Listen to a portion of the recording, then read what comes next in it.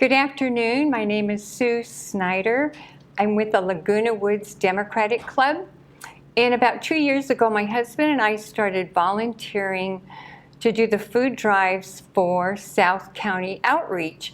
I know many of you are familiar with that in your donations and your time working for this wonderful cause. And I'm here this afternoon to interview Laura Fisher, the Executive Director of South County Outreach. So welcome, Laura. Thank you. Thanks for having me today. Thank you.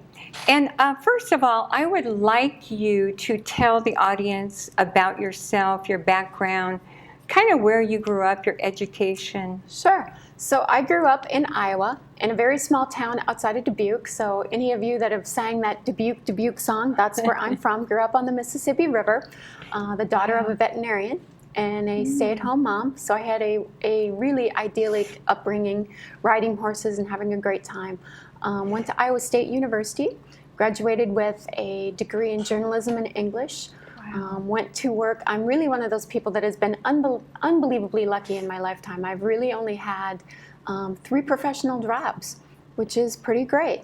So I spent 12 years on a college campus in the Midwest called Loras. I worked in everything from marketing and events to fundraising and speakers, and it was a really, really great opportunity. Met my now husband, who was living here in California, and he was not too excited to move back to the snow. Even though he's originally from Michigan, he didn't think snow was in our future. So I relocated here about 15 years ago. Went to work for the Boy Scouts of America, another fantastic opportunity for me. And truly enjoyed it. Really enjoyed my opportunity there. Learned a lot about administration and working with nonprofits. And when it was time for me to leave the Boy Scouts, I was looking for something different to do. And I had a friend that was very much involved at South County Outreach.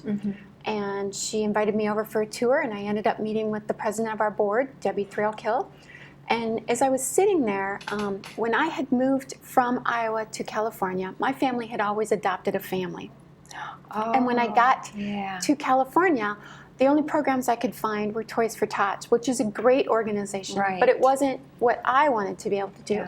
So as I was sitting there waiting to interview, I saw the Adopt a Family program for the holidays and thought to myself, if this job thing doesn't work out, I found some place that I want to be involved in.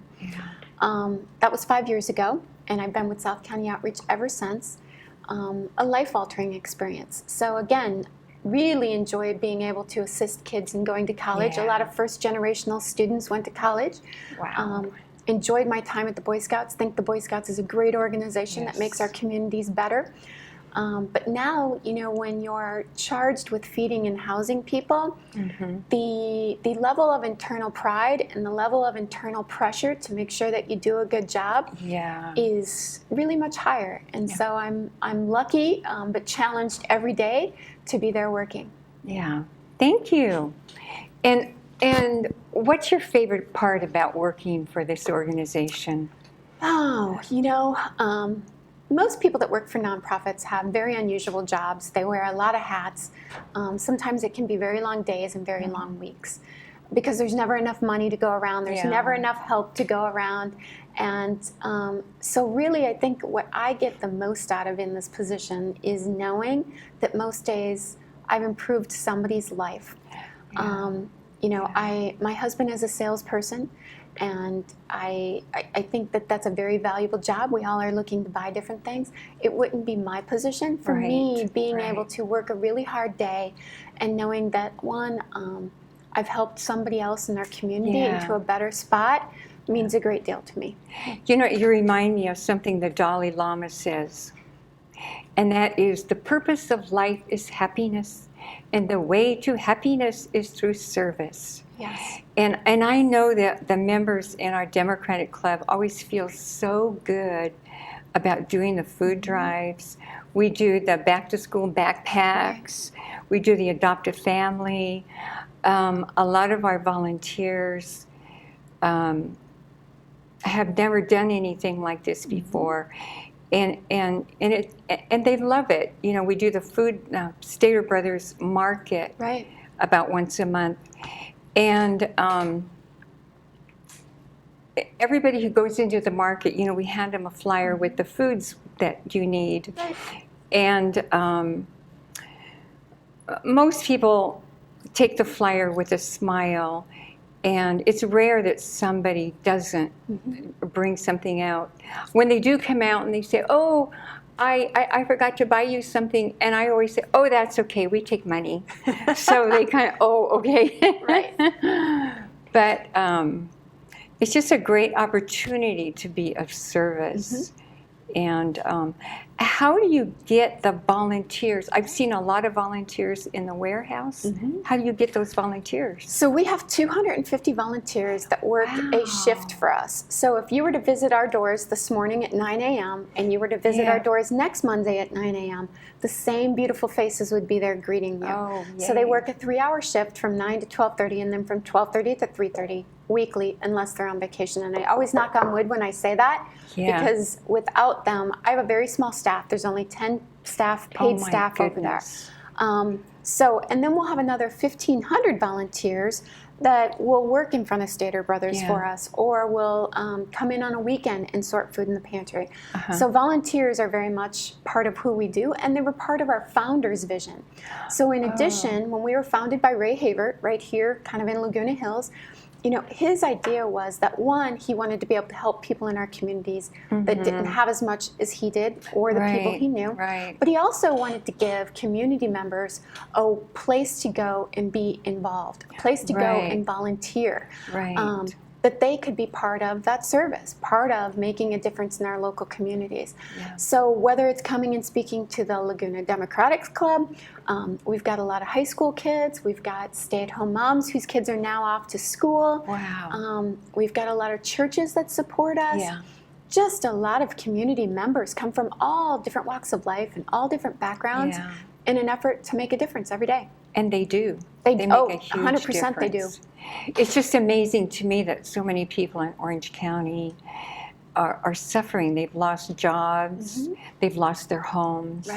And it's so great that this organization can help out.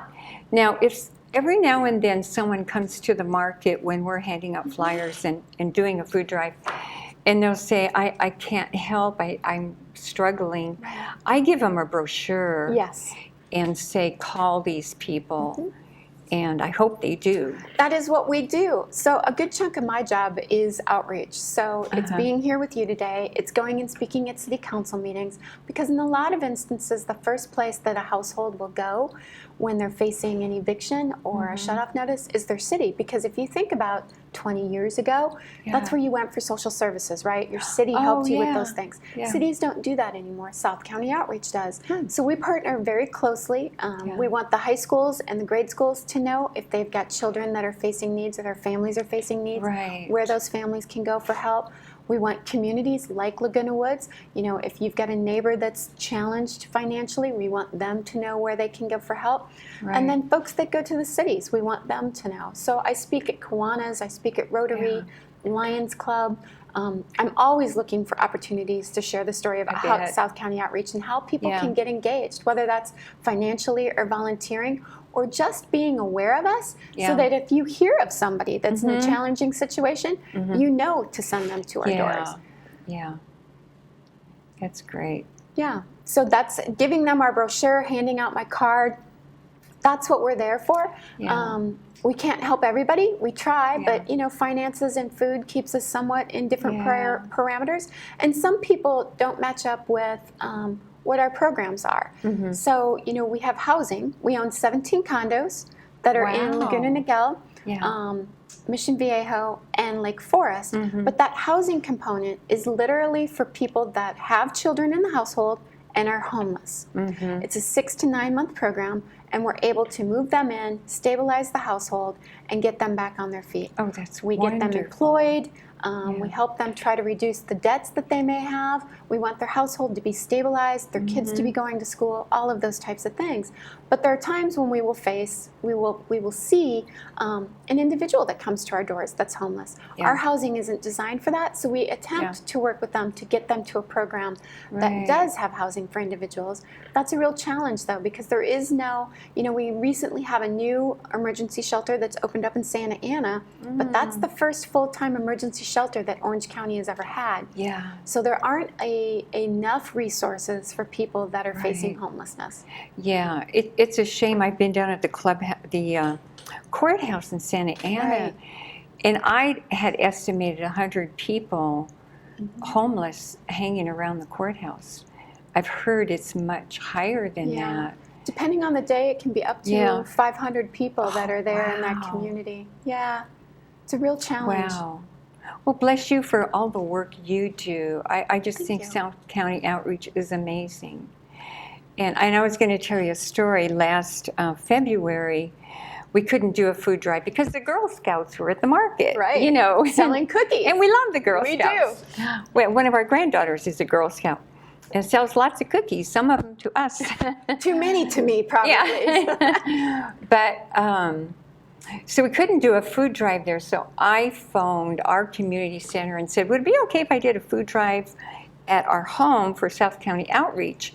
And whoever I was talking to said, well, I don't know. I don't know. Well, maybe. I said, thank you. I think we'll do that. And, and so it was over Valentine's weekend. So we made up a flyer that said, Happy Valentine's Day to everyone, and a little blurb about the needs. I think the warehouse was kind of low at that time. Yep. And so we made 100 flyers and took them to many neighbors. And of course included, if you can't bring food, money's fine. And we phoned South County Outreach, and they sent out several barrels. Sure.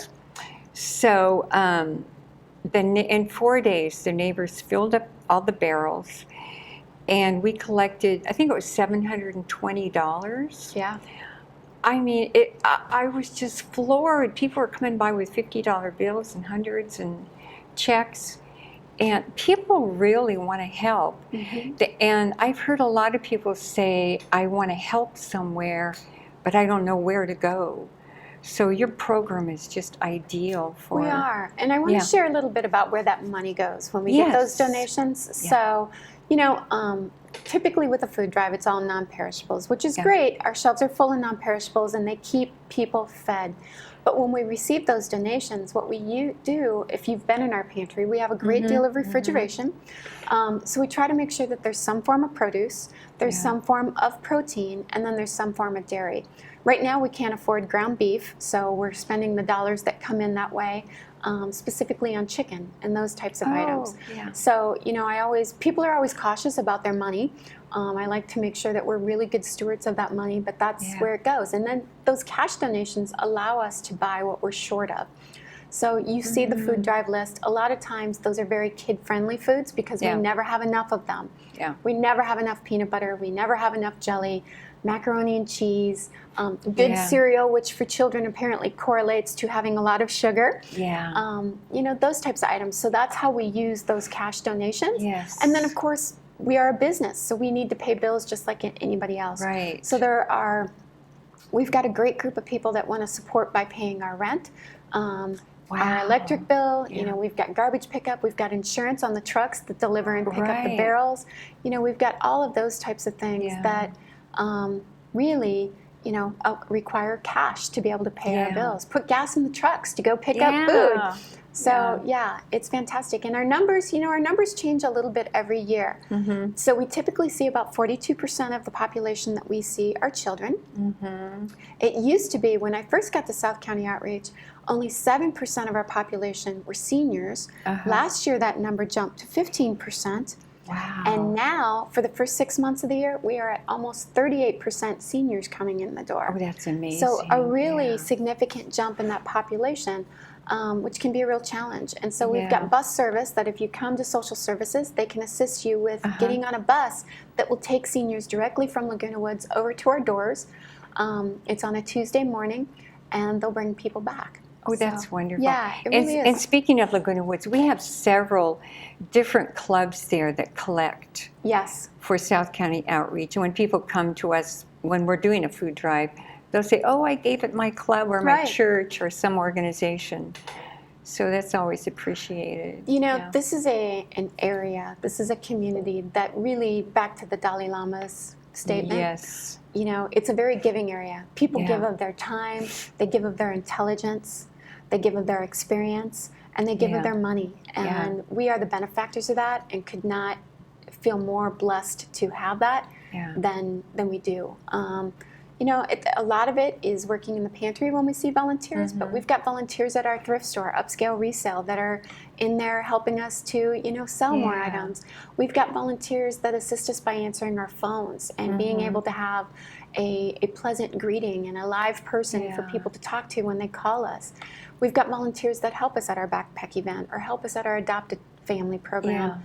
You know, we've got volunteers that are literally on the phone following up with people on food drives. So, you Yeah. know, if we're in low need for food, we try to make sure that those things, you know, are all being met. So we've got volunteers that teach free computer classes for us. I saw that Right. you have computer classes. So I Wow. always tell people you have way more skills than you think you have. Yeah. We all kind of doubt what our abilities are, but I guarantee you we can find something for you to do at South County Outreach. Yeah. Yeah, that's great. Now, what about, I've seen teenagers down there working in the warehouse. I love to have teenagers. I love to have elementary kids on site. Teenagers in particular with their community service involvement. We see Right. a lot of teenagers after school and on the weekends. Uh-huh. But grade school kids too. I love to give them a tour of the pantry because I think it's Oh, important. yeah. They will do a food drive and they will see the food, but they don't see Right. where the food goes. Yeah. And so I think it's really important that they can come and see that really that food pantry is somebody's grocery store, right? And that in Yeah. some options, you know, this may be all that they have an access to. So, you know, it's not a matter of picking out your favorite macaroni and cheese or picking out your Yeah. favorite jelly or, you know, whatever your after school snack is. For some families, they don't have all of those Right. options. And I think, you know, teaching people about service at an early age is really important. Right. And when we're doing a food drive at the market, if I see a family coming or a mother, father with little kids, I don't address the parents. I address the little kids. Right.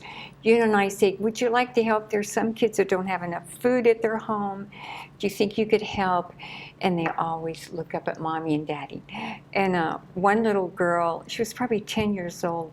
Her mother gave her the list and a grocery cart and said, you go help, you go get some. That little girl bought everything on the list. Oh, isn't that wonderful? It's great. I think her mother was a little surprised, but she said fine. That's good. So it's great. And the teenagers now, is there, I think at the high schools, they have to do some form of community Correct. service.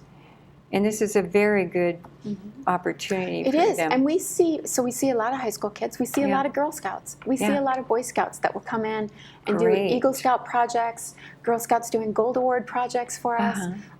Community service in different high schools, so kids will come in and do all that for us. Yeah. And it's nice. You know, we've got a pretty good mix of young people and seniors that are there, and so it makes it a really good relationship for everybody. I was going to tell you, we have a saying at our Democratic Club meetings once a month. People bring food to that too, and then I usually bring it over here the next morning. But when I make an announcement about bring food, we have a, oops, your phone. Sorry about that. Yeah, it happens. I was at the warehouse once, and I guess it was Costco that had donated like 1,000 cans of green beans. Yes. Yeah.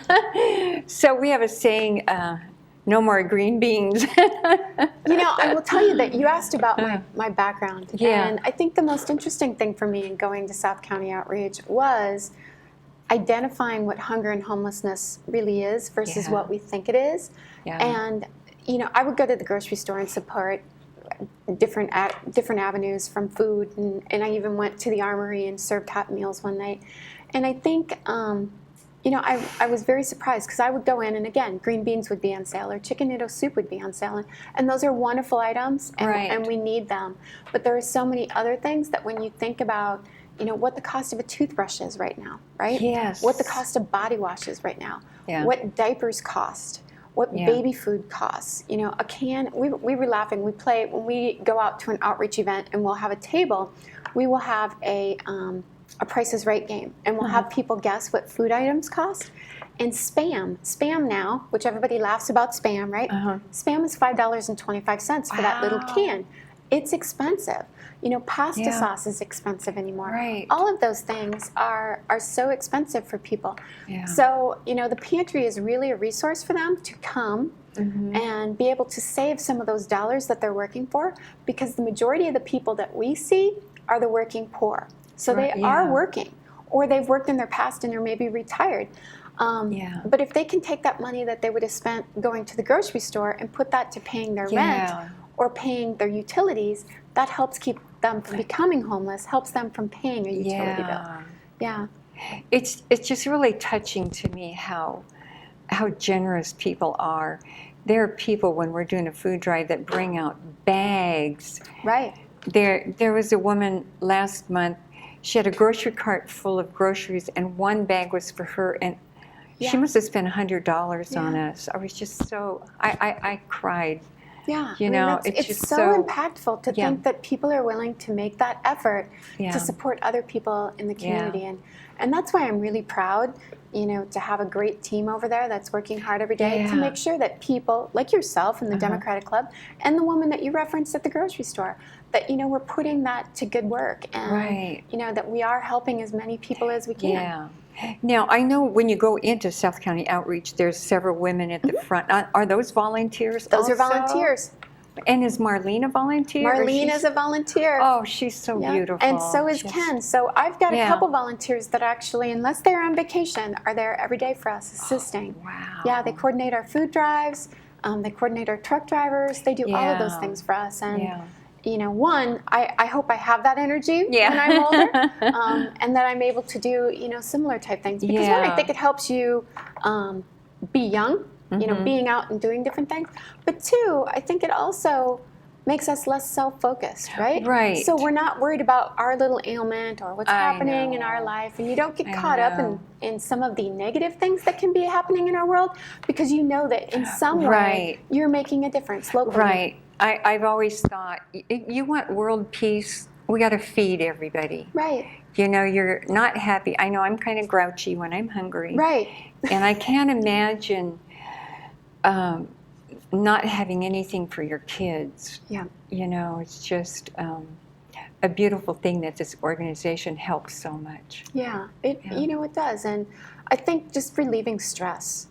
So if you are a household that's challenged financially, the stress of not knowing if you can pay next month's rent, the stress of not knowing where your next meal is going to come can be pretty overwhelming. I would think so. And, we see help wanted ads now, right? People are going back to work.